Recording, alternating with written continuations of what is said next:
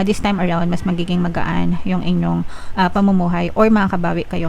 And ito nga guys, no, yung sinasabi natin na matatamis na bunga, guys, no, talagang dahil sa pagsisikap nyo mga kapiksip, sa pagiging resilient nyo guys, no, pagsisikap, pagtsatsaga, talagang makakapitas kayo ng matatamis na bunga. This is financial gains mga kapigsi. So pag sinabing financial gains, dagdag income, dagdag kita, more kita, more income, mga kapigsi, no? So yan na talaga yung karapat dapat kayo dyan. I mean,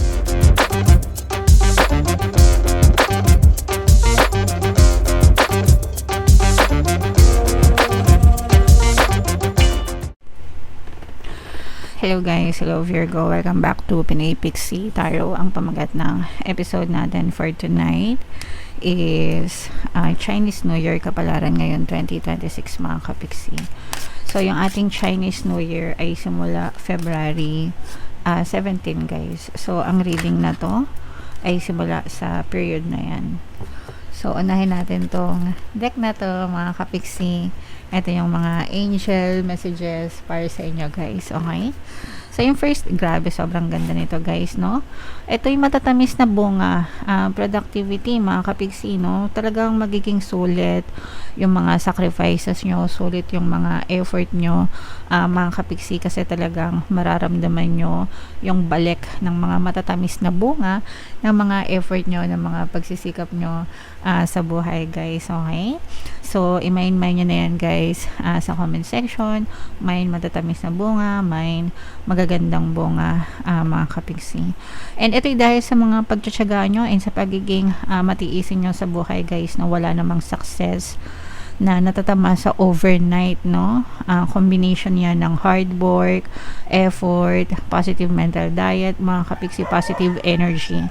Kapag consistent kayo sa pagiging positibo, mga kapigsi, sa mga pagsisikap at pagtsatsaga nyo, mga pagtitiis, pero during those times na nagtitiis kayo, you keep on being positive, you remain positive guys, talagang magbubunga ng matatamis yung mga pagsisikap nyo guys, okay?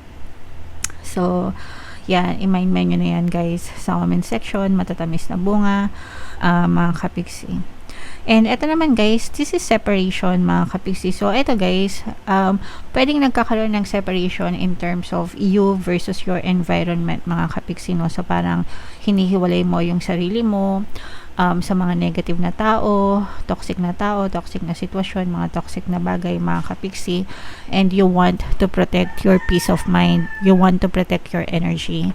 And tama naman yon guys, no? Palagi ko nga sinasabi sa inyo na kailangan pinipili nyo yung mga tao, bagay, sitwasyon na kinasasangkutan nyo sa buhay nyo, kasi nga kailangan nyo protektahan yung energy nyo, mga kapigsi, okay? So yeah, positive yan guys. Alright, so comment down below, mga kapigsi, if feeling nyo naka-resonate kayo dyan. And tingnan naman natin kung meron ding klaseng separation in terms of relationship, no? So mamaya may kita natin yan dito sa spread nyo. Ito naman sa relationship energy guys. Tingnan naman natin yung energy surrounding your situation. Kung ano na lang yung makaresonate sa inyo, eto na guys. Take that message kasi hindi lahat ng mensahe ay mag-resonate. So yung separation guys, pwedeng separation din ito sa relationship, mga kapigsi, okay? Pwedeng separation sa relationship kasi pwedeng toxic nga yung person mo, toxic yung relasyon nyo, no? Kaya yung iba sa inyo, pinipili na lang na maghiwalay kasi ano nga naman ang sense or silbi na in a relationship ka nga pero toxic naman, mga kapigsi, diba?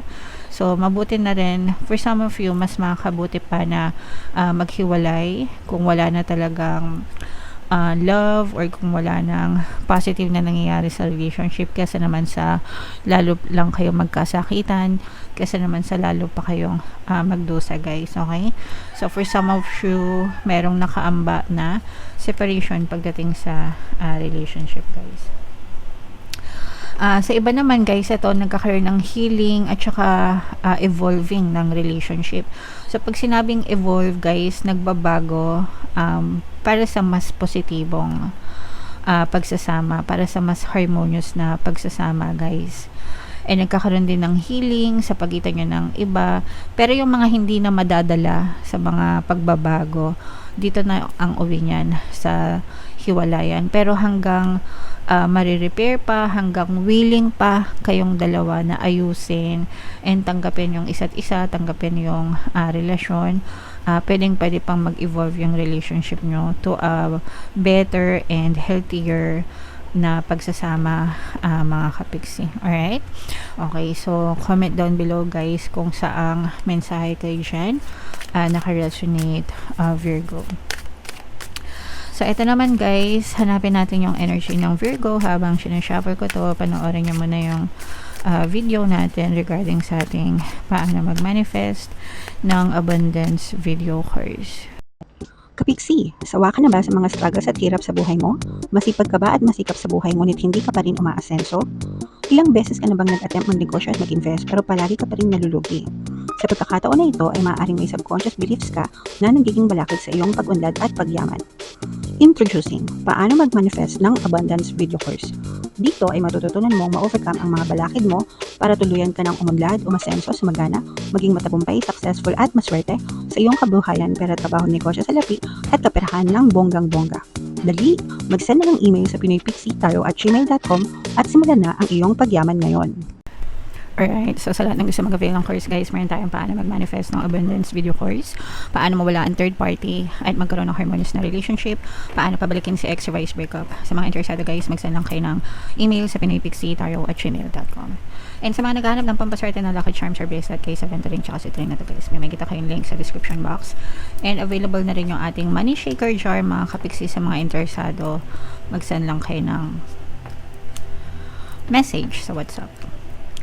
So, Virgo, kayo ay represent ng King of Pens. Ito guys, napaka-positive. Although may negative din.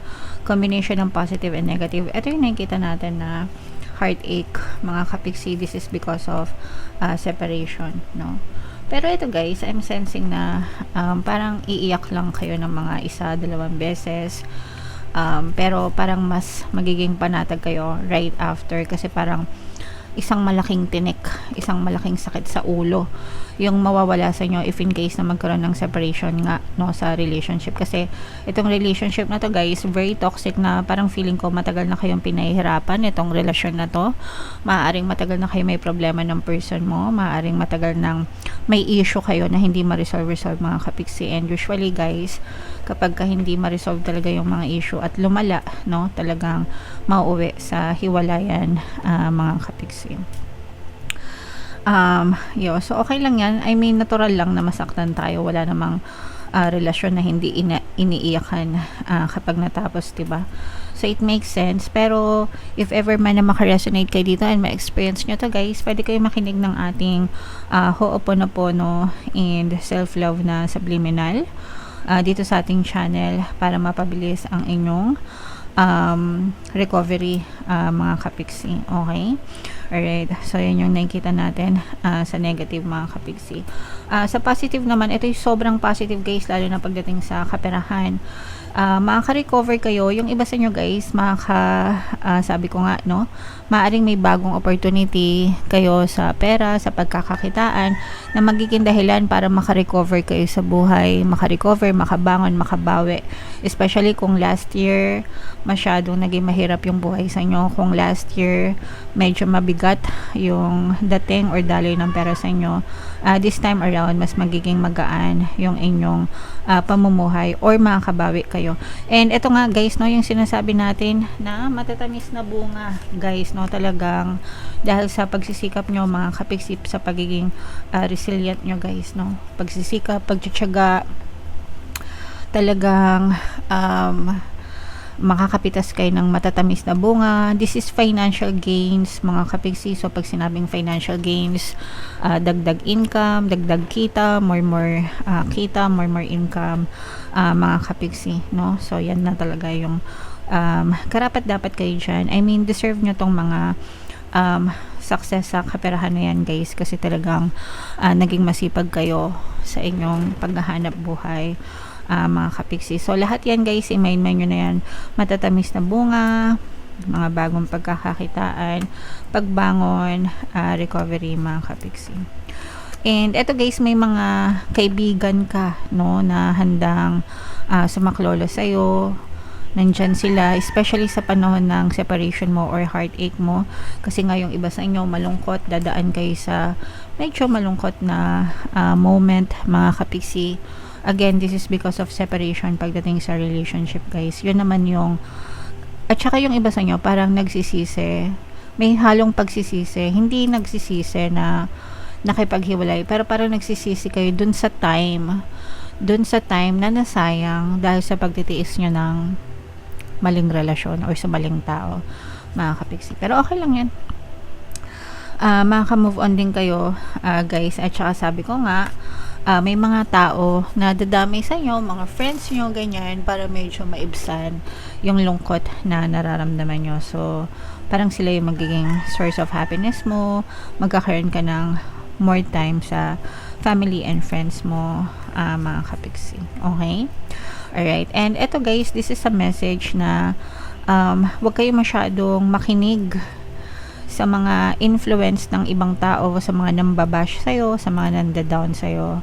Bagkos mga kapiksi, follow your heart's true desire. Sundin mo kung ano yung mga plano mo, sundin mo yung gusto mo sa buhay mo, as long as wala kang inaapakan na ibang tao and hindi kayo nanlalamang ng kapwa, mga kapiksi. Your spirit guides will definitely guide you to a much better place, much better path sa buhay nyo, mga kapiksi. Basta palagi lang kayong magdasal and humingi ng gabay. Okay?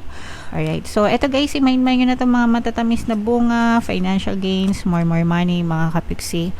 Yan yung positive na nakita natin for you, and comment down below guys if feeling nyo naka-resonate kayo dyan. Ito yung ating 2026 kapalaran. Ito naman yung ating success stories ng paano mag-manifest ng abundance video course. Click here to subscribe guys. Thank you for liking, sharing, and subscribing. See you next time. I love you all. Have a nice day. Bye-bye.